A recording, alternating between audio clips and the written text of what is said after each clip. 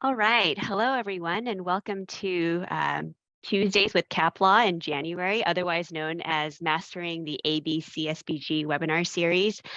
We're excited to be here with you on the day after the MLK holiday, talking about uses of CSBG funds. Thank you to those who have already started the round of greetings in the chat. It's one of my favorite things about community action is the roll call and just getting to see the breadth of the network across the country. So welcome to those of you who are joining us.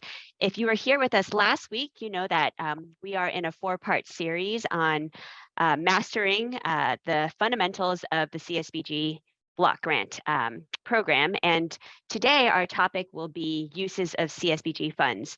So if you missed last week's webinar that was on tripartite board selection and composition, a recording of that webinar is available on our resource library, and you can access that along with a copy of the slides for that webinar. We will be doing as what we've done in the past is we'll go through the webinar today, the slides and the recording will be made available to you after this webinar. And so you can always come back to this webinar and access that. My name is Veronica Zhang, and I'm the Deputy Director and Senior Counsel at CAPLAW. I'm joined today by my colleague, John Cohen, and the two of us are going to tag team this tricky presentation on uses of CSBG funds. So if you joined us for it, thank you for being with us. We hope that this will be clarifying in terms of the requirements that apply to CSBG. So with that, the agenda for today is fairly simple, but simplicity in the agenda doesn't mean that it's a simple presentation. We'll talk about some of the laws and guidance that apply to community services block grant funding. And then the bulk of the presentation will be spent presenting a framework for evaluating whether a cost is allowable and can be charged to the CSBG program. We then will work through some questions that we have received in advance as you were registering for the webinar series, but we'll also take questions from the audience about particular costs that you might have in mind. I'll just say as a caveat that some of the questions that may come in can be very fact specific and detailed. And so if it's one of those types of costs that might require more in-depth analysis, more back and forth with you, we may reach out to you or ask you to send those questions to us as a consultation question so that we can work directly with you to talk about the allowability of that cost. But we do want to leave everyone here today with a framework for how you might go about evaluating whether a cost is allowable or not. So first, let's look at some laws and guidance for CSBG. If you've been to CAPLAW webinars or presentations in the past, you might be familiar with this slide. It's a slide that we include in a lot of our presentations. I'm not going to go through this in detail because we've done that in other places, but the point is that when you're thinking about a question as, you know, is this cost allowable under CSBG? You have to think about the universe of legal requirements that might apply to that cost and that apply to CSBG. And so here we've really tried to list the universe of program-related requirements that apply to CSBG. You see the Federal Act. There are block grant regulations that are issued by the Department of Health and Human Services that has a small section on that apply to community services block grant. It's very light compared to other types of grant regulations that you might see for other federal programs. You have the uniform guidance, which we'll spend some time talking about, as well as information memorandum or non-binding guidance issued by the Office of Community Services. In particular, today we're going to be focusing on one IM number 37, that talks about the purposes and uses of CSBG funds and how it differs from other federal funding sources.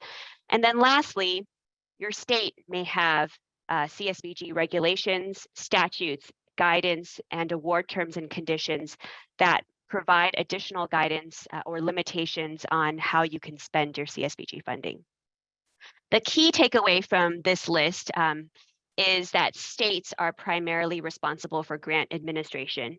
This is true for all block grants, not just CSBG, but you have to keep that in mind when you're thinking about CSBG, especially compared to other programs such as Head Start, which is directly administered by the federal government. And so the federal government has a lot more authority in terms of interpreting its own authorizing statute and program regulations. For CSBG, it's states who are primarily responsible. The Federal Act has restrictions and limitations, as we'll see, but there's a lot of gray. And so for community action agencies, this is actually a great thing to keep in mind, because what you're doing when you're working with your state office is you're advocating for why the cost that you have in mind should be charged to CSBG. And states that are on this call should also enjoy the type of flexibility that you have in terms of being the primary arbiters of CSBG questions. Community action agencies will come to you first. So with that, we'll look at the distribution of funds under the CSBG Act. So on the next slide, you'll see that under the CSBG Act, the federal act, 90% of the funds that are appropriated each year for CSBG must be passed through to eligible entities. So states receive that award, their allocation from OCS. They have to distribute 90% of that to eligible entities based on a formula for that state. The remaining 10% funds, we call them 10% funds because they are held onto by the state. Up to 5% of those can be used for the state's own administrative costs. And then the remaining 5%, the remaining half of the 10% funds, states have discretion as to how they spend that funding. They can use that funding to support TNTA efforts in the state, and oftentimes they do by supporting the state association in that state, by providing TNTA themselves. They might coordinate some statewide programs and services, and we know some states have done that, funding kind of innovative approaches and programs and activities. But lastly, what's important to keep in mind is the 10% funds can support other activities consistent with the purposes of CSBG. So there's this catch-all provision that applies to this 10% discretionary funding for the state that allows them to spend the money as they choose. We had received a question in the webinar registration process asking if there's any guidance on how states might prioritize use of this funding. And the simple answer is there's no additional guidance. You have this list of examples that the federal act gives you, so you have some ideas here. You can look at what other states do, look at your sister states to see how they've used that funding. Think about the needs in your own state, and then ultimately you can prioritize giving funding directly to existing community action agencies to support their efforts, so you can provide them more than the 90% that's required to be passed along to them. Or you can fund other types of statewide TNTA activities in your state. All right, so I want to introduce now the framework that we're going to be working through for the rest of the slides. So this webinar is a little bit different from other uses of CSBG funds webinars that we have done in the past. You may have attended one from CAPLAW, in that we're not just going to run through a list of requirements. What we want to do is give you a sort of order of operations as you're thinking about, is a cost allowable under CSBG? Can I charge this cost to my CSBG funding? This is the same order of operations that we at CAPLAW use when we're analyzing questions that we receive. And so we want to give you this tool so that you can also be thinking the way that we as lawyers are thinking about this question. And it's 5 steps. The first is a general, is this cost supported by the community needs assessment of our community action agency and our community action plan? And as we'll talk more in the following slides, you don't make decisions about whether or not costs are allowable under CSBG in a vacuum. We're not just thinking about theoretical costs. You're thinking about the needs in your community and how you can show that the cost that you have in mind is supported by the needs assessment that you've done in your community. Second, you want to ask, are there any limitations or restrictions that apply to this cost under the federal CSBG Act? The federal CSBG Act does have some prohibitions as well as some limitations on how you can use your CSBG funding. And off the bat, you want to know if any of those will apply to your funding. The third is, are there any limitations or restrictions under the uniform guidance? Now, there are 2 parts to think about for this question. The first is that there are some basic cost considerations under the uniform guidance. Things like, is the cost necessary, reasonable, allocable?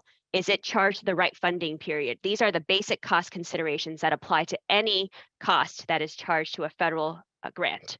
And then second, you know that, or those of you who are familiar with the uniform guidance know that there is a subpart in the uniform guidance, subpart E, which has selected items of cost that give you examples of costs that are allowable and unallowable under the uniform guidance, and what kind of guidelines have to be in place for a cost to be allowable. So you're looking at the federal act, you're looking at the uniform guidance. The next is to look at any state level rules or guidance that might apply to your community action agency. Sometimes states have additional rules. Again, going back to the slide earlier, we said the key here is that states are the primary administrators of the CSBG funding. States cannot take positions that are that contradict the Community Services Block Grant Act at the federal level. However, they can add requirements so long as they are not inconsistent with the federal act. And as we'll see, there's a lot of deference that's given to states in interpreting the federal act. Lastly, you might get through these 4 steps and say, I still don't have the answer. That was not a very useful framework. Thanks, CAPLAW. And so then you get to the fun part, which is what arguments can you make to show that that cost supports the purposes and goals of the CSBG Act? In our world, sometimes there are no black and white answers, and that's a good thing, we think. That can be frustrating for those of you who have to administer the funding, but the truth is that there is a lot of gray in the statute, a lot of gray under the uniform guidance, and even under the federal rules. After you've passed all of those barriers, you're asking, well, how do I show that this cost supports the purposes and goals of CSBG? And that will connect back to your community needs assessment, your community action plan, but then importantly, the guidance that's found in OCS IM 37 will provide some arguments in support of those costs, and we'll work through some of those as well. So with that, let's start with step 1, which is the cost supported by your community needs assessment and your community action plan? And this really comes down to what are the purposes and goals of the CSBG Act? For those of you who haven't read the CSBG Act in a while, those purposes are to reduce poverty, to revitalize low-income communities, and thirdly, to empower low-income families and individuals to become self-sufficient. Broad goals, as you can see. They're not very programmatic, specific. You can think of a lot of different ways to meet these purposes and goals, but it is important to keep these in mind because when you're in that 5th step, when you're arguing for why a cost can support CSBG, you're thinking about how that cost furthers one of these 3 goals. Now, again, these costs are not developed in a vacuum. You're not just thinking about, well, any cost that could reduce poverty or revitalize low-income community or empower communities. You're thinking in the next slide about how this cost is supported by the needs in your community and how have you determined those needs. You have agreed to conduct a community needs assessment and to develop a community action plan that's based on that community needs assessment and that draws in those needs that are in your community. So I don't have to tell you how you might conduct your community needs assessment. Those of you who have done this before, you understand that process of understanding the needs in your community. But all that to say is the first question to ask when you're asking, is this cost allowable for CSBG, is how does it further the needs in my community and therefore the purposes and goals of the federal CSBG Act? And so if you can tie it to a need in your community, that's the first step. Part of tying it to your community needs assessment and community action plan is whether those services are provided to income eligible clients. And so one of the requirements of the Federal CSBG Act is that services are provided to clients who meet the income eligibility requirements in your state. So that's just something to always keep in mind as well, is currently under the most recent Federal Appropriations Act that was passed, states can allow income eligibility to be set at 200% of the federal poverty line. The Federal CSBG Act says 100%, but states can go up to 125%. The Federal Appropriations Act adds now that states have the flexibility to adopt 200% of the federal poverty line as the income eligibility guideline. That again is at the discretion of the state. We do have 2 resources at CAPLAW that talk about income eligibility because even within income eligibility, there's a lot of flexibility that community action agencies can have in terms of defining what income includes, setting how often a CAA is reevaluating income. And during the pandemic, we learned that people can fall quickly into poverty at oftentimes a moment's notice. And so how do community action agencies keep that in mind so that services are provided to those who are in need, even if they didn't meet that definition a month ago or 2 months ago, that there are flexibilities within income eligibility that enable community action agencies to serve those who are most in need of them. And so I just want to flag these two resources, which you can find on our resource library. I just want to flag right before we jump into the next slide is that there have been kind of ideas for how we can create a mnemonic based on this framework. So we will not take responsibility for those now, but if they are helpful to you, please, by all means, use them. But with that, I'm going to pass it to John, who's going to talk about the next step in the process. Absolutely. Thanks, Veronica. And yes, definitely encourage everyone to be as creative as possible when trying to figure out how to remember these particular steps. So as Veronica mentioned, I'm going to take you through the next few steps in this process that was outlined prior. And the second step really is taking a look at the CSBG Act, to take a look at what some of the cost limitations in the Act may be. These are things that are included in the Federal CSBG Act that may limit or prevent what a CAA can use its CSBG funding for. On this particular slide, it really talks about, the CSBG Act, as we all know, is a block grant, which tends to be more flexible and gives states the ability to administer that grant with some flexibility, but there are some strings attached, and here are some of the quote unquote strings that are attached to CSBG funding. The bullet points that are not bolded are things that won't really be covered in this session, but that were covered in the prior Mastering Your A-B-CSBGs webinar on, for example, tripartite board, which is available on our website, as Veronica mentioned. Designation of subrecipients, reduction and termination as well will be talked about in a later webinar. But those ones in bold are things that have been discussed by Veronica in this session, or we will discuss. And so funding allocations, as she mentioned, of CSBG funding, client eligibility, as she just talked about and presented those resources that CAPLAW has there. I'll talk a little bit about carryover and the rules related to that for CSBG funds, and then some specific limitations on the use of funding for buildings and facilities, lobbying and political activity, and with regard to using CSBG as a match for your other federal funds. So just wanted to highlight here the fact that it is a block grant, but there are some things that need to be remembered when thinking about how CSBG funds can be used. So the first CSBG Act cost limitation to talk about really is buildings and facilities.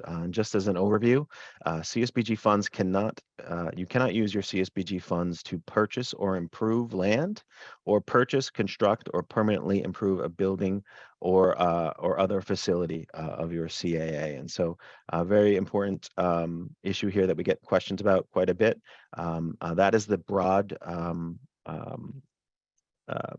limitation on the CSBG Act. And so you might be thinking, well, what does it mean to permanently improve a building? Where we're doing we're doing some particular work on our facility. Is that a permanent improvement? Is it just, let's say maintenance or to bring something into repair or something like that? How do we conduct that analysis at our CAA? Well, it's been seen that work is quote unquote a permanent improvement if it materially increases the permanent value of the property, if it appreciably prolongs the life of that property, or if it puts rather than maintains the property in efficient operating condition. And so you're really thinking about those things that will add value to your building or your property, the things that will, let's say not just keep things running, but perhaps make it runnable or make it operational in that sense. So thinking about it that way is really what you're thinking about when you're thinking about permanent improvements.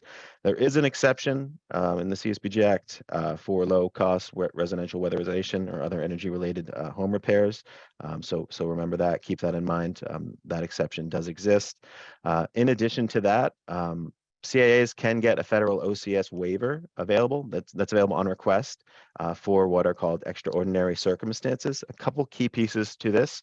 The states actually have to request this waiver from OCS. This isn't something that a CAA can essentially fill out a form and request that waiver from OCS. It has to essentially, CAA has to go through the state to essentially request that waiver. And so what do we mean by extraordinary circumstances? What does that mean? When might a waiver be granted? Some examples of that: you can't find suitable or affordable rental facilities that are available in your community to use. There might not be other sources of funding for the projects that's available. A unique facility or improvements necessary to carry out a particular program that's needed as another example of an extraordinary circumstance. And maybe there's an immediate need for improvements due to something like a natural disaster. Those are things that could rise to the level of an extraordinary circumstance. Again, the state will need to request that from federal OCS. Some examples that we've seen where OCS has granted in the past these particular waivers, when there has been, extraordinary human suffering or destruction of property that's been caused by a natural disaster, is an example that we've seen. In addition to that, maybe there's an exceptionally high incidence of poverty in a particular area, and so there has been examples of that happening. In addition, maybe there's been a service center located in an architectural historic area that could not really be renovated or expanded and needed to be replaced, as another example where we've seen this particular waiver granted. And so some things to keep in mind. Another thing to keep in mind, one, you see a resource on the right here.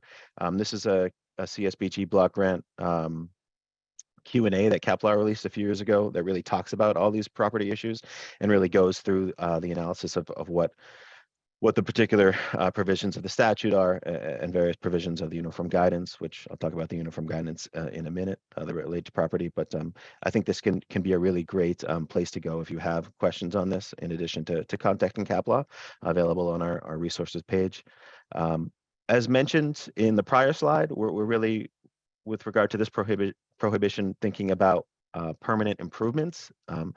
That's just not to say that all building related expenses are prohibited. Not all building related expenses are prohibited. And here are a few examples of what might be an allowable cost related to a building related expense. So maintenance and repair, for example, and you see some uniform guidance citations there, which really talk about these and really spell them out. For example, maintenance and repair, I can essentially read it. These are costs incurred for necessary maintenance, repair, upkeep of buildings and equipment, which neither add to the permanent value of the property nor appreciably prolong its intended life, but keep it in efficient operating condition. So again, we're thinking about things that keep things in operating condition with regard to maintenance and repair, and not adding permanent value to the property as a result.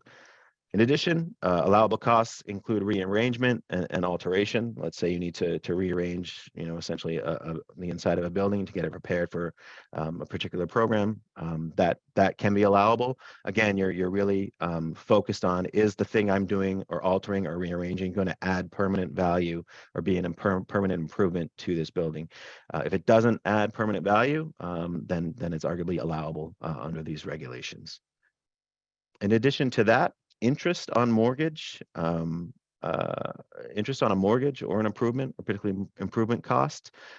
We have analyzed this and believe it is a financing cost rather than the cost of acquiring or an acquisition cost related to property. And for that reason, under the uniform guidance, financing in these ways and interest on that type of financing would be an allowable cost. And so we take the position that it is allowable, and the analysis for that, again, is the full analysis is included in the Q&A on the right.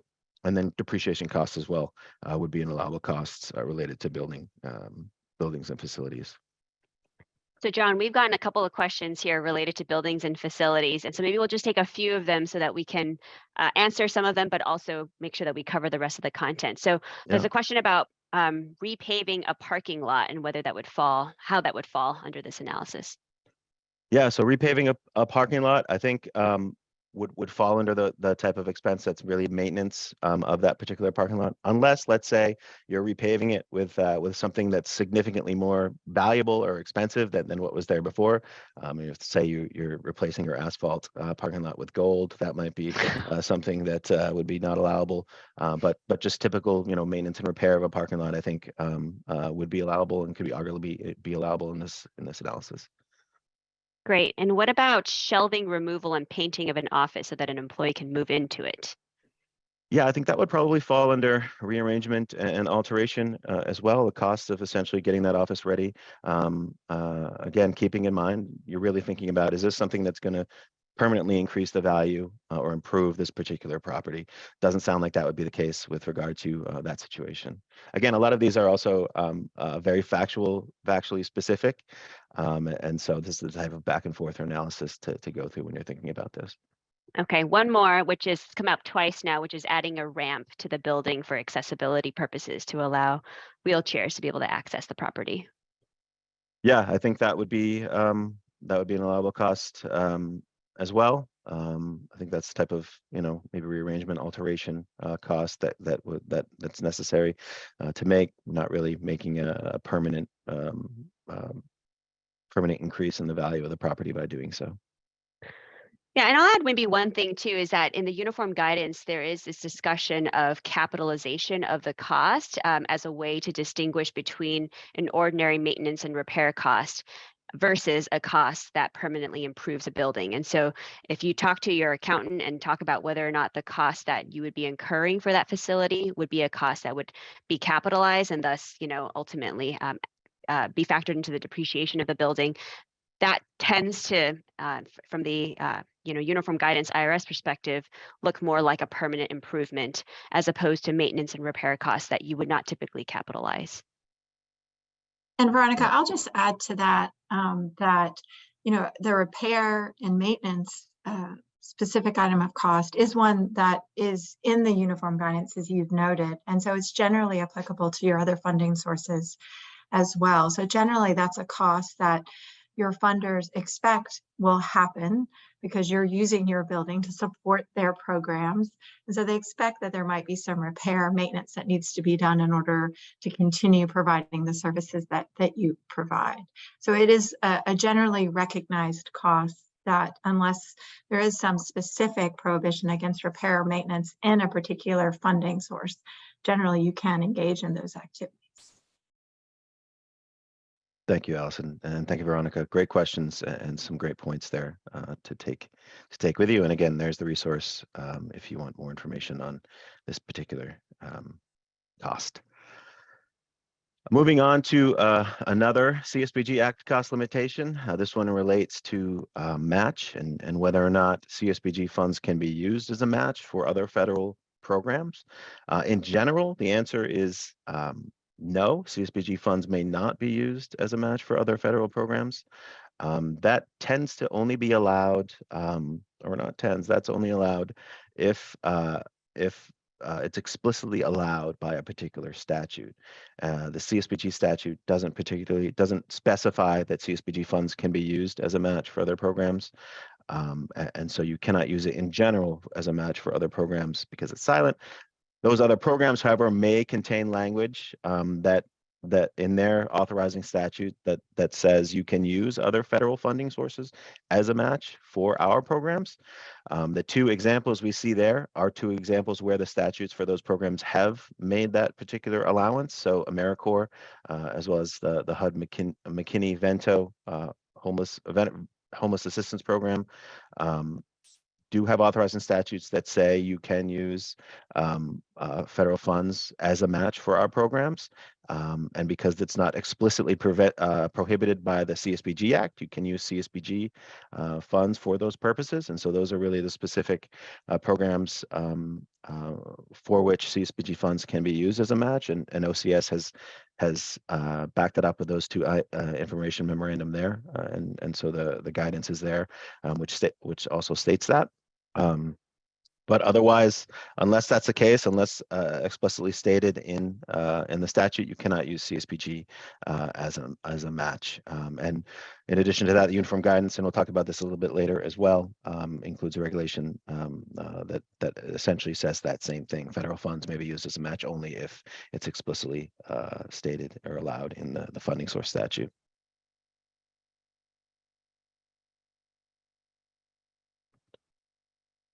Moving on to the next CSBG Act cost limitation prohibition that we see. This one relates to political activity. Overview of this one is you can't use your CSBG funds in any way that identifies that use with partisan and nonpartisan political activities, voter registration, and transportation to the polls. I wanted to highlight a couple things here. It's a pretty broad prohibition on the use of CSBG funds with regard to political activity. Note that it's not just you can't use our funds to pay for these types of political activities by your CAA. It's also, you can't use them in any type of way that identifies that such use with these activities. And so CAAs need to be a little extra cautious there with regard to when they're engaging in things like voter registration or something like that, or something that might be allowable with another funding source or with unrestricted funds, some activity they want to do. Please be sure that you're not doing it in such a way that identifies that use with the CSBG funds. You're not using, let's say, CSBG staff to do things, or staff type different events. Maybe CSBG funded facilities or CSBG funded vehicles or something like that are not being used to conduct these types of activities. It's a pretty fact-intensive analysis when you're thinking about that, because you're thinking about, well, what does it mean to identify CSBG with these various activities? And so just wanted to urge caution there, and to encourage you to think carefully when thinking about engaging those types of activities. There's also Hatch Act prohibitions, and these are prohibitions that really apply to CAA employees. They apply because the CSBG Act, as well as the Head Start Act, I should say, apply them to certain employees at community action agencies. And essentially, for a private CAA, if you're an employee and you work in connection or if you work principally for the CAA and you work in connection with CSBG or Head Start, then the Hatch Act would apply to you. Hatch Act prohibits employees from using their official authority or influence to affect the result of an election or nomination for office, and prohibits those employees from advising, commanding, or coercing other Hatched employees, either directly or indirectly, to make political campaign contributions. Those are two of the applicable Hatch Act prohibitions. The main one we get questions about is really a third one, and this relates to hatched, quote unquote, hatched employees who are 100% for nonprofit private CAA, 100% paid out of CSBG and or Head Start funds. They can't run in an election for a partisan political office. And so that's the question we get a lot. Keep in mind, it is exactly 100% of funding for those employees. If you, let's say, are paid 99% from CSBG, from Head Start, and 1% from, let's say, unrestricted funds, then you would be able to run in a partisan election for public office. So keep that in mind as well. Just one other caveat for public CAA employees. That's essentially if a public CAA employee works in connection with any federal grant or loan, then they are essentially hatched and subject to these requirements as well.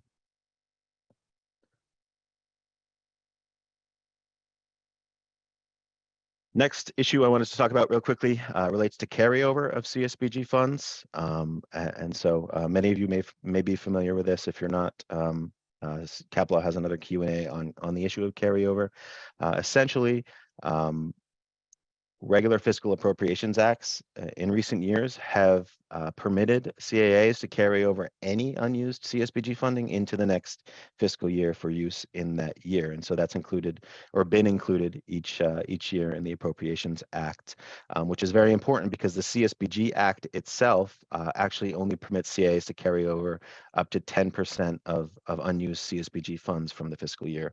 And so based on the laws of precedence and what takes precedent over the other, the Appropriations Acts actually take precedence over over the federal CSBG Act in this instance, and so CAAs are not subject to that 20% limitation of carryover. So important to keep in mind that as well. Another thing to keep in mind with regard to this, if you're a CAA and you have carryover and your state perhaps is not allowing you or not permitting you to carry over, then that really needs to be thought of with regard to an actual effective reduction of CAA proportional share, given the allowability of carryover in this regard, and so there's a whole host of factors to think about with regard to that particular issue, and that will be discussed and talked about in a later webinar. So hopefully, if that's an issue of concern, that entices you to pay attention to that webinar in a week or two. So I mentioned it a few times, and Veronica mentioned it at the outset. I wanted to talk about now the uniform guidance. If you've contacted CAPLAW at any time with a question about uses of funds, chances are we've referenced some provision of the uniform guidance, and the uniform guidance stands for the Uniform Administrative Requirements, Cost Principles, and Audit Requirements. Essentially, these are formally a set of Office of Management and Budget circulars that were codified into the regulations, into the federal regulations as the uniform guidance around 2014. And essentially the aim was to create a uniform, quote, uniform set of regulations for the administration of federal awards, including things like cost principles and audit requirements. I put uniform in quotes because we say uniform. However, there could be different versions of this. Many federal awarding agencies have codified different versions of the uniform guidance.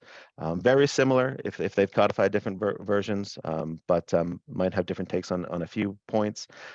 In addition to that, you see the reference here to 45 CFR Part 75. This is the HHS codification of the uniform guidance. I think earlier in the presentation, we had left in some citations to the 2 CFR Part 200, which is general version of the uniform guidance. But for purposes of CSBG, let's say also Head Start as well, which comes through Head Start, which comes through HHS. Then these are things to think about when you're thinking about this particular codification. So here's where you find it. Here's a citation. A couple points with regard to CSBG funding. Not all subparts of the uniform guidance are going to automatically apply to CSBG funding. That is because, as we know, CSBG is a block grant.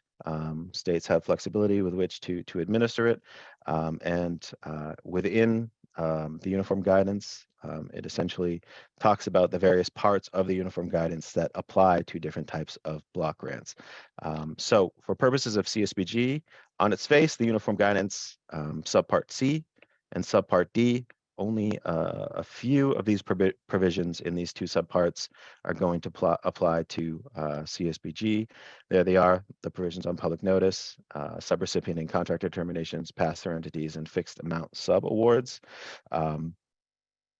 That's not to say they can't be applied in other ways. Some agreements with states, some states will apply all of the uniform guidance as a result of receiving the funding. Some grant agreements will apply them, so be sure you check those.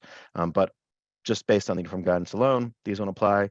However, the cost principles will apply to CSBG in particular, because the Federal CSBG Act essentially states that the cost principles apply to this type of funding.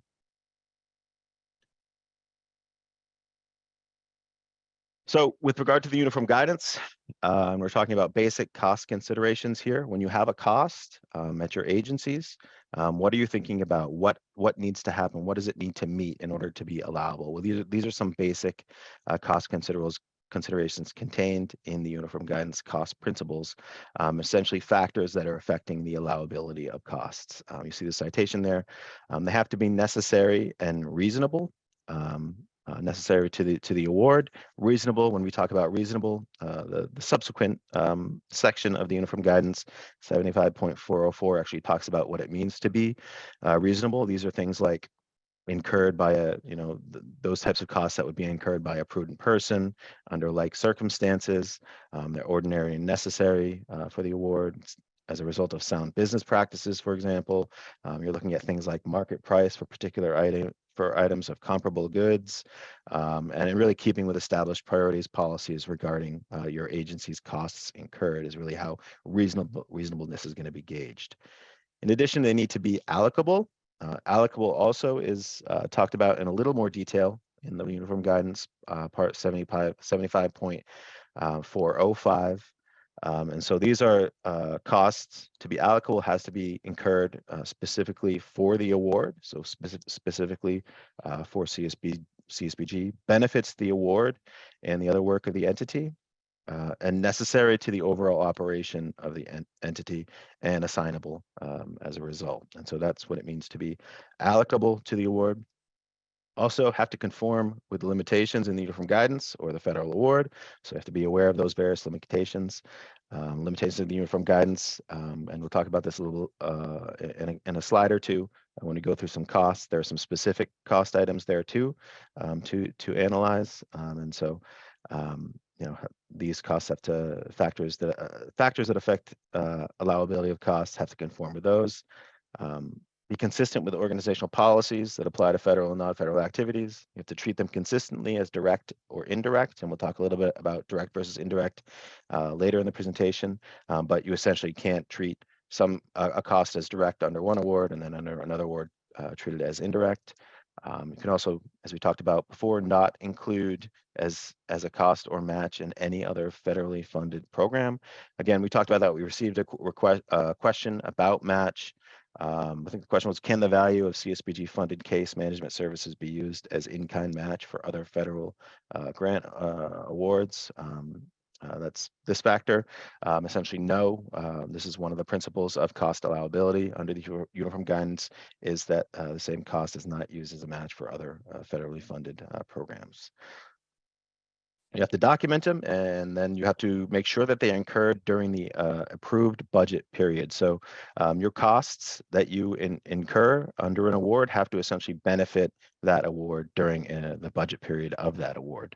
And so there's been, CAPLAW came out with an article a month or two ago that really highlighted the importance of making sure that costs incurred during a budget period benefit that particular award. And so very important there as well to keep in mind these issues of timing.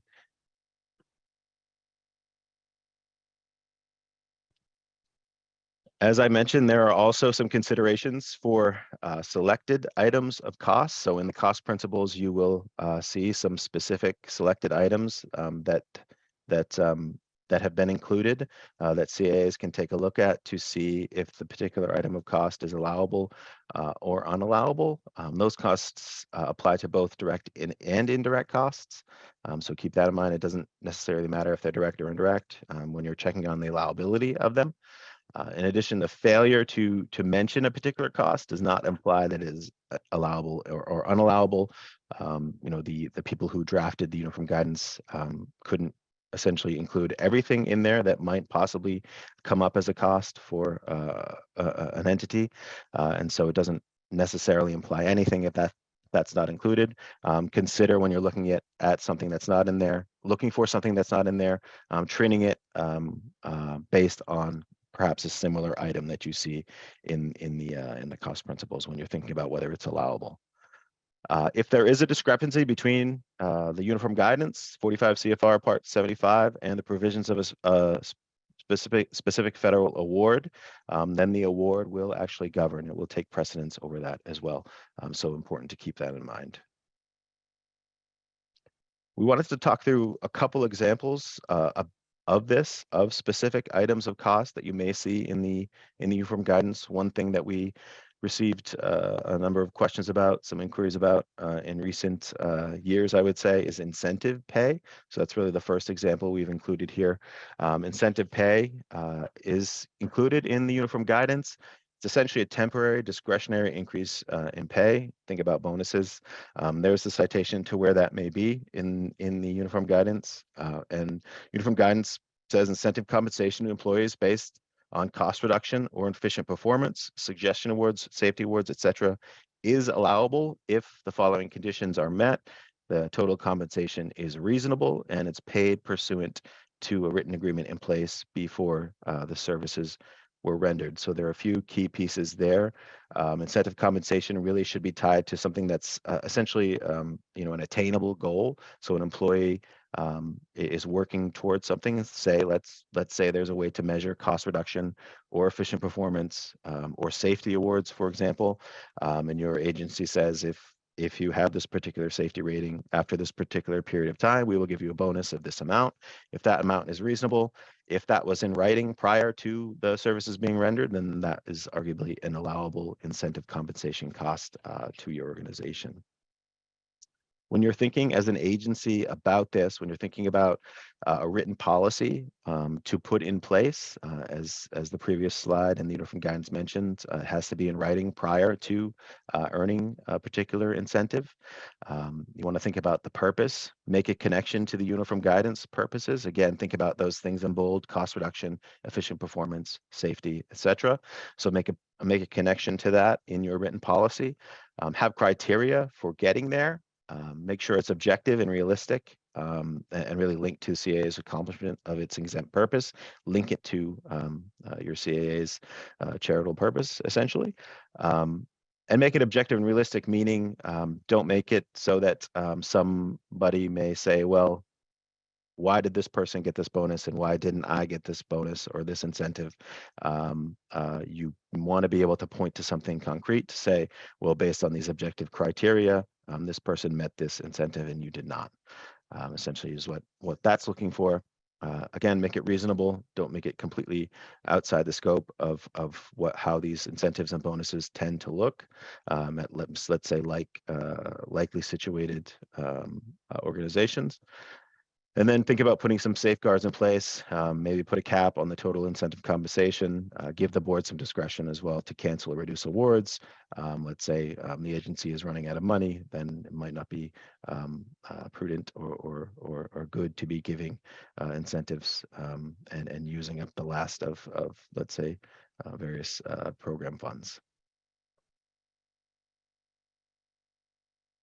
So, with regard to another step in the framework and the analysis for looking at the use of CSBG funds that was presented at the beginning, just a quick slide here on state CSBG rules and guidance. As we've mentioned, CSBG is a block grant. The primary administrators of CSBG funding will be the states, and so they have a lot of discretion essentially to interpret the Act and the uniform guidance in that administration of the funding. HHS does recognize different states may take different interpretations. I'm sure many of you here know that, understand that, but just be aware. They may look at a statutory provision and say, well, this means this. Well, another state may take a different approach to that issue. And there is that level of flexibility under the CSBG Act, given that it's a block grant. The HHS will typically defer to the state's interpretation unless it's clearly erroneous. The citation you see there, 45 CFR 96.50E, is from regulations related to block grant funding, federal block grant funding. So be aware that those exist. I think Veronica mentioned that at the beginning as well as another source of regulations to be aware of with regard to CSBG. State CSBG statutes, regulations, guidance. Many states have their own state CSBG statutes for how the funding is administered, and how agencies get that funding and requirements related to them. So be aware those may be in place as well, that set various regulations, set perhaps administrative cost limits for CSBG. And so within that administration, those could be there. In addition, terms and conditions in grant agreements. As I think I mentioned earlier, the state can, let's say, require compliance with all the uniform guidance provisions in something like a grant agreement, and have done that in various places as well. So be sure that you're reading those as well and know what's contained in them. I think I'll stop there. I'm sure there have been questions about many of that, many of what I just mentioned, but let me just take a look. Yes, yeah, we've gotten questions, John. I think what we might try to do just in the interest of time is move through the rest of the presentation and try to address some of the questions that we've gotten in the chat at the end. So thank you to those who have put questions in the chat. Please keep them coming. We're writing those down. And then if your question is not ultimately answered on this webinar, please also feel free to submit that to us as a consultation question. So we've now gotten to step 5 of the framework. Now, this is the step where I said at the very beginning, you've worked through all the steps 1 through 4, and you still don't have an answer, and you're wondering what was the purpose of this presentation. And so you get to step 5, which is really this kind of question of what arguments can you make to support charging this cost to CSBG. And this is where we get into a couple of different types of questions that we see frequently around uses of CSBG funds. Those types of questions are, is this a CSBG program cost or is it an administrative cost of our agency? That's one type of question that we see. How much of it can I allocate to CSBG versus do I need to allocate it to other programs and services? So that's part of that first question of, is this a direct program cost of CSBG or is it an administrative cost that should be allocated across all of the functions of the organization and all of the funding sources of the organization? One other area that we see questions around this are differences between operational costs for the organization and client costs that the agency, this community action agency, wants to support. And we saw that kind of distinction when we were talking about gift cards at the very end of the CARES CSBG funding. Gift cards for clients, gift cards for employees and staff. And there are differences in how those costs might be treated. So this section is about trying to arm you with arguments to make to your state about why a cost is allocable to CSBG. And the important thing to note here is that we are focusing on an IM 37, which, as we said at the outset, information memorandum, IMs are non-binding guidance. They're non-binding guidance because of the nature of a block grant. As the federal funding source, OCS does not have the primary, they're not the primary, interpreter of the federal CSBG statute. If a state has taken an interpretation that does not conflict with the federal statute. And so the guidance that OCS issues is intended to help states think through how OCS would think about that issue, but ultimately defers to the state for their interpretation of the act. However, even though they're non-binding, they're very useful. And again, we see that states, OCS, as well as the DAB, the Departmental Appeals Board, which is the part of the Department of Health and Human Services that evaluates cost disallowances that have been appealed to the DAB. They look at guidance from federal funding sources. And so IM 37 is important. It's long, and we'll be talking about how it works in this section. So IM 37 stresses that CSBG is very different from other funding sources in that it does not support a particular standalone program. Sorry, John, if you go back one more slide. So unlike VITA or unlike foster grandparents or Head Start, it does not support a particular service. A lot of flexibility is involved in CSBG funding, and agencies, again, are going to their community needs assessment and their community action plan to inform how they want to spend their CSBG funding.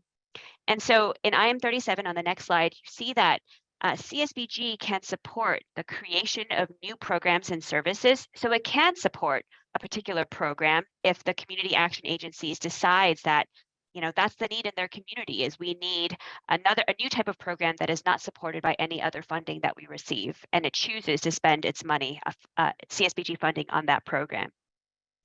It can also augment or add to existing programs and services. That means that you've got services and that you already receive funding for, other funding, either federal funding or private funding or state funding, and you think that it would benefit your community to augment or increase the capacity of those services. In that case, you can use CSBG funding to support the addition to those existing programs and services. And then lastly, IM 37 identifies that CSBG can be used to coordinate amongst those different programs, essentially give your organization increased organizational infrastructure, organizational capacity to coordinate and enhance the various programs that you operate.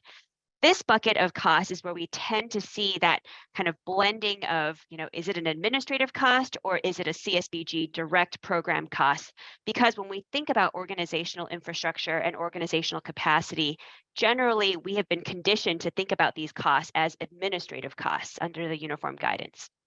So that's where there's a lot of gray in whether or not that cost is truly a CSBG cost versus an administrative, general indirect cost that needs to be allocated across all of the different funding sources of your agency.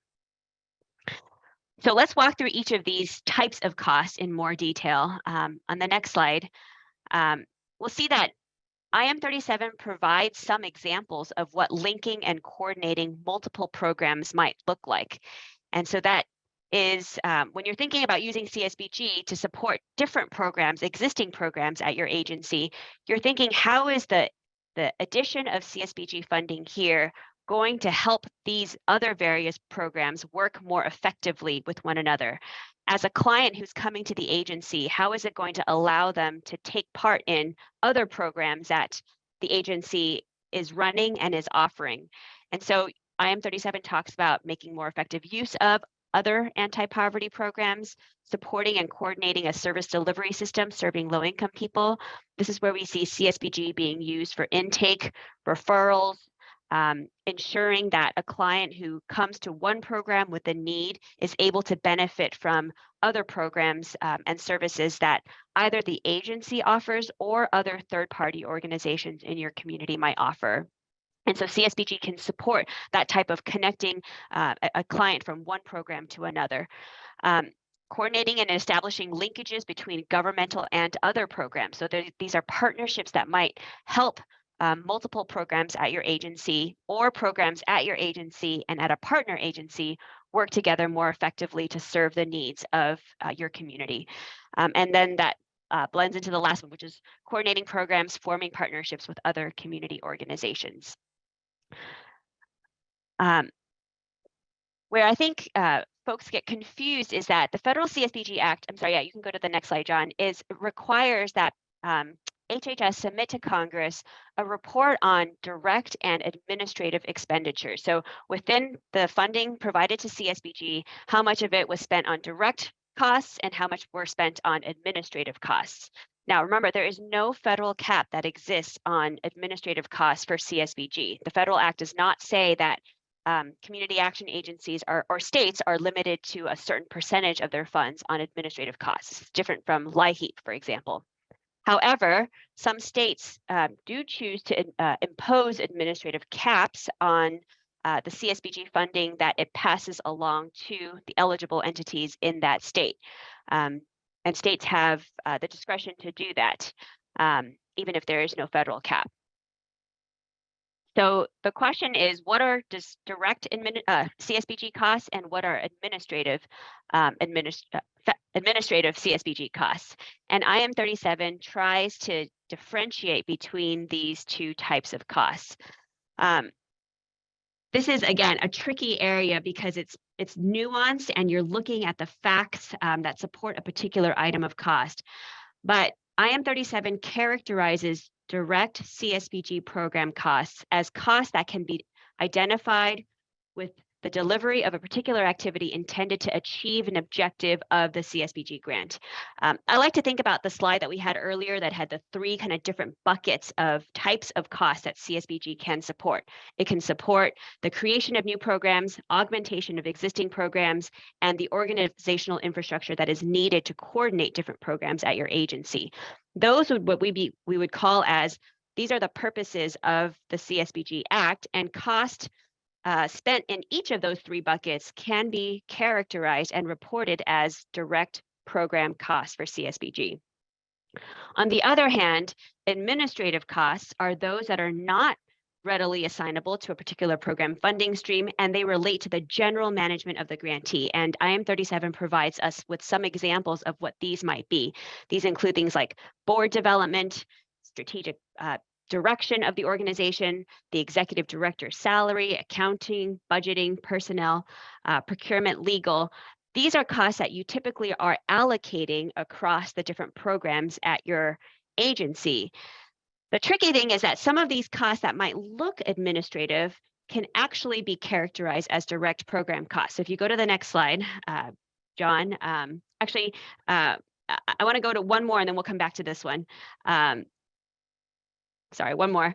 There's a list of costs that have administrative qualities. Now, here is a list of costs that can look administrative, for example, salaries and benefits of program staff and manager, equipment, training, conferences, travel, and contracts. And IM37 says that some of these costs, even though they look administrative in function, can be treated as CSBG direct costs if they support, again, the CSBG kind of functions, which I go back to the slide that has the 3 different categories of purposes and goals, which are creating new programs, augmenting existing programs, and then developing the organizational infrastructure to coordinate those programs.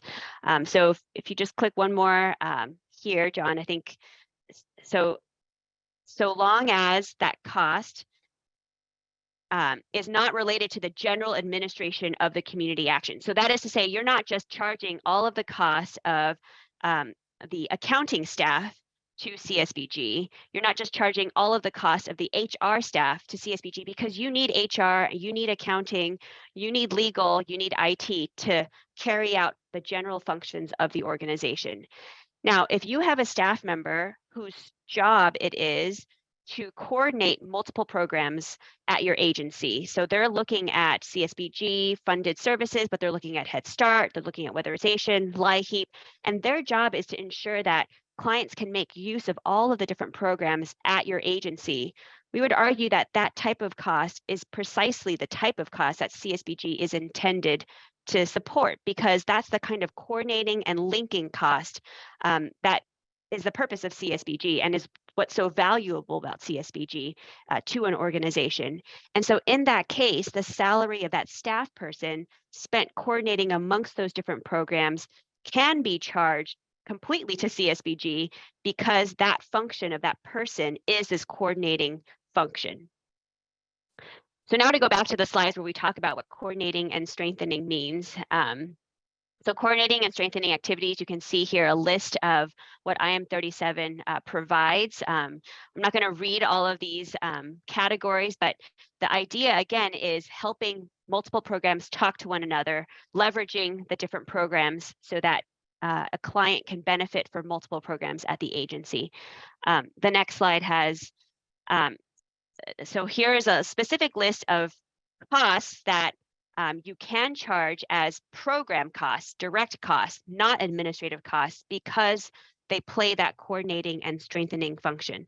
So you can see strategic planning across multiple agencies, community-wide needs assessments, making sure that you have different services located in the same building, computerization of common intake and referral systems. So we think that there are parts of website functions that can be charged to CSBG as a program cost when it is playing that role.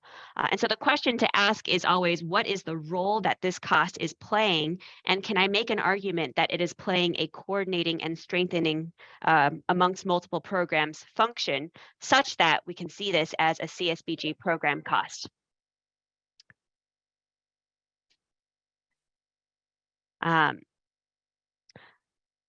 So what happens oftentimes is you read IM37 and that makes sense, but then you go to the uniform guidance and you read what their definition of an indirect cost means. And it says costs incurred for a common or joint purpose, benefiting more than one cost objective. And you think, wait, some of those costs that I was just thinking about, the coordinating and strengthening costs, the uniform guidance treats that as an indirect cost. So which is it? Is it an indirect cost or is it a CSBG program cost? IM37 talks about that as well. So in the next slide, you see that IM37 says some costs that the uniform guidance considers to be an indirect cost or an administrative cost because it benefits more than one program actually should be treated as direct for CSBG. It should be allocated to CSBG. Again, because the function of that cost is that coordinating and strengthening function. That's what CSBG is all about.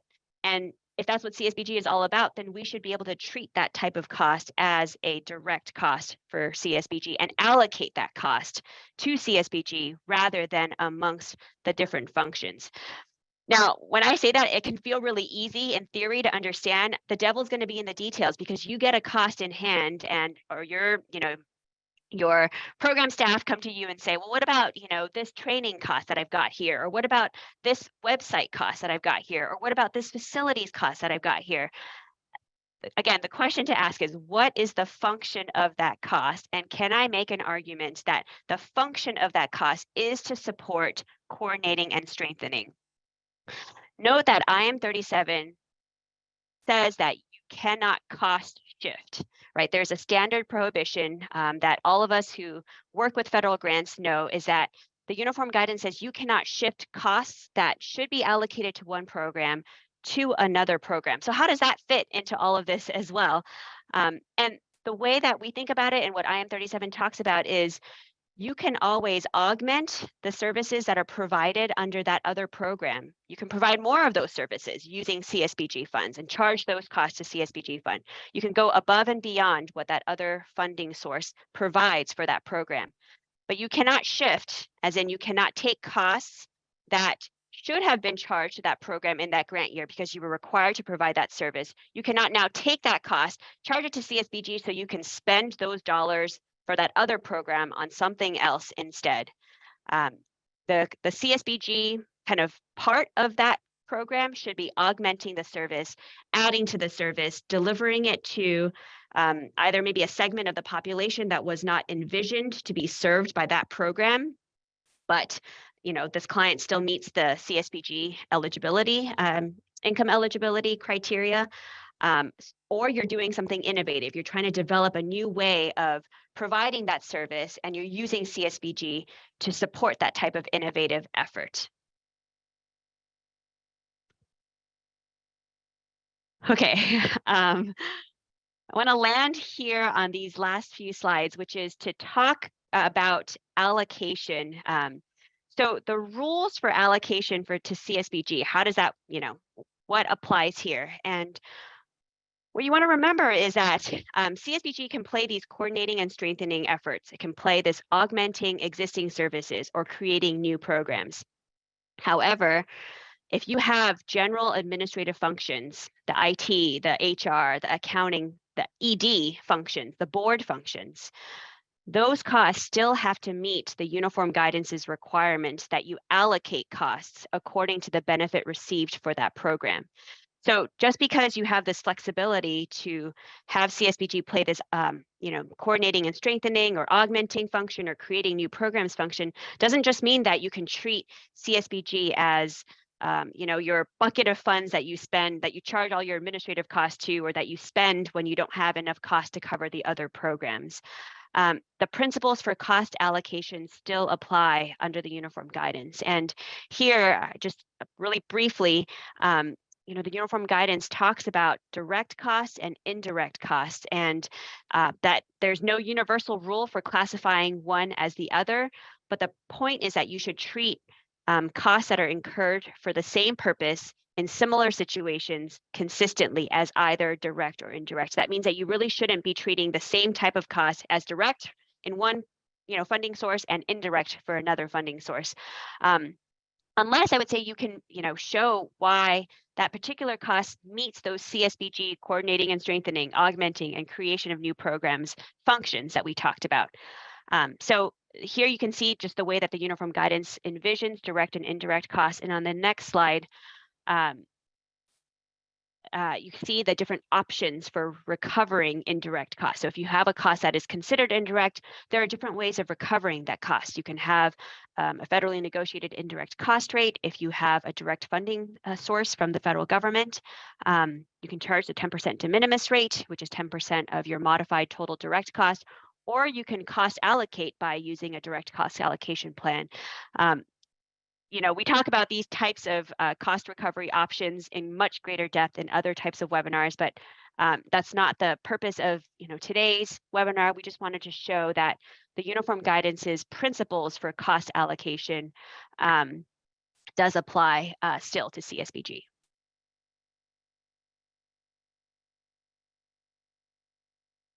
So I'm going to take over really quick and talk a little bit, close out really with some tips for advocating for cost allowability. And so this is essentially, you've gone through the analysis. You're talking about a particular cost that you want to charge to CSBG. What do you need to do to really advocate for that cost? Well, number one, show why the cost is not prohibited, and this really goes along with what we have been discussing with the framework that we presented. Is you're showing under the applicable legal requirements under, let's say, the Federal CSBG Act, Uniform Guidance, any state-specific rules that may apply. There's no real prohibition in the way that you'd like to use those funds, and so you're showing why that's the case. You're showing why a restriction is not applicable, it's silent in a particular law or regulation to your intended cost, and so thinking about it that way. In addition to that, I mentioned this earlier, draw parallels between the cost that you want to charge and other costs that may be explicitly permitted under legal requirements. And so think about drawing parallels between a cost that your agency wants to charge and, let's say, those Uniform Guidance specific cost items that are included in the cost principles. How does the particular cost relate to something that is allowable under those principles, and really trying to make that argument and draw those parallels between the two. And then thirdly, think about showing how the cost is allocable to CSBG, and Veronica just talked about ways in which to do that with regard to IM 37. The presentation really started out with thinking about the purposes and goals of the Federal CSBG Act, and so how is the particular cost that you're incurring or that you'd like to charge to CSBG furthering those purposes, furthering those goals of reducing poverty, revitalizing the community, and how you're going to make that argument for doing so. So those are 3 tips in general for advocating for cost allowability. Wanted to present a few questions as well of specific items of cost that you may have heard or you may have questions about. We received a lot of questions about a lot of these, and so gift cards in particular was one we received a lot of questions about in the fall. This was in regard to CARES CSBG funding, but with regard to CSBG funding in general, what would you say to the issue of gift cards and whether that was allowable? I think you're going to have to think about the particular gift cards involved. What your agency wants to provide as a result of a particular CSBG program in gift cards to recipients. You of course want to make sure all recipients are income eligible and that they're going to be using those gift cards in a way that benefits the CSBG goals and purposes. And so a couple things to think about here would be, what is the gift card for? How are you going to verify that any recipients are using it for a purpose that relates to CSBG? And so let's say there's a particular need, gas prices are through the roof, and there's a need in the community, let's say for gift cards for gas. You can make that argument as an organization, and then you're buying specific gas cards to give to income eligible individuals. And so arguably you can make that argument that it would be within the scope of those purposes of the CSBG Act. In addition to that, you'll want to make sure that you're thinking about income eligibility and how that might impact income eligibility of recipients. Sometimes gift cards are seen as sort of similar to cash assistance in that respect. So another consideration there, and sort of goes into cash assistance as well. With regard to cash assistance, there are provisions in the Federal CSBG Act that talk about emergency situations, and the CSBG Act and CSBG funds being used to meet the immediate needs of the community. And so we've seen cash assistance used in those circumstances. Cash assistance to income eligible individuals has been allowable in those circumstances, or written about as allowable in those circumstances. And so that has been seen with regard to the CSBG Act, at least, to be allowable in emergencies. It's arguable whether or not that can be allowable, I think, not in emergencies as well. If you're devising a program to provide cash assistance to income and eligible individuals, and there are ways, and you're providing for ways to verify that, here's what this assistance would be used for. Here's how it would meet the goals of the federal CSBG Act as well. Rental assistance, something we talked about. You would look maybe to the uniform guidance to see, well, our rental costs tend to be an allowable cost in the cost principles. Could draw parallels to that there to see if rental assistance would probably be allowable. And then mortgage assistance was something that you may think, well, mortgage assistance, is that related to sort of the restrictions on buildings and facilities payments that we talked about earlier in the CSBG Act, that particular limitation. We have actually received recent guidance from OCS that talks about mortgage assistance, if it is provided as part of a program to income eligible individuals, would be an allowable cost to make. I know we're short on time, so I'm not really going into in-depth analysis on each of those, but hopefully that gives you a sense of the types of considerations that could be made and what you might be looking for when looking into those types of things as well. It looks like we are exactly at time. Wanted to Yeah, it was a lot. So it's really great. And I'm glad everyone sort of stayed with us. Just real quickly, you can see the final side is our resource library. A lot of what we've talked about today, we do have some great resources on it. So please spend some time in there, use those filters, and then give us feedback. We will be sending out some surveys about our library, and we want to know what you guys think and how we can improve it so that you can find the information you need. We do have 2 more webinars in our series. January 24th, next Tuesday, Mechanics of CSBG, and January 31st, we're going to talk about monitoring of community action agencies and the steps that could lead to termination and what that process looks like, and reduction of funding, all that fun, good stuff. Save that for the end. There were a lot of great questions in the chat box, so we'd really love to talk about those questions with you individually. So please feel free to email us directly, CAPLAW, CAPLAW, info at caplaw.org. So someone was asking about, I'll take one quick question about cash assistance versus rental assistance, mortgage assistance, and those other types of assistance. So mortgage assistance and rental assistance is a form of cash assistance. When we're talking about cash assistance, we're talking really about just giving people dollars with no parameters associated with those dollars, and saying, here's or like a basic income for you to take and use as you need to use it. And so that's there are some community action agencies who are looking at doing universal basic income programs, and there's some pilots out there, a lot of good information. A lot of this comes down to what kind of accountability do we have with respect to that funding? How do we measure outcomes? And so there's a lot of sort of framework that people are working on to get that kind of stuff in place, so we can sort of assess the impact of that. Some early studies have shown that those programs can be successful. With respect to mortgage assistance, it was pretty clear at the end of the pandemic, at the end of last fiscal year, that OCS was on board. There is a great IM out there with respect to mortgage assistance, and talking about sort of the processes that you would work with your state to put in place so that you can facilitate those kinds of programs.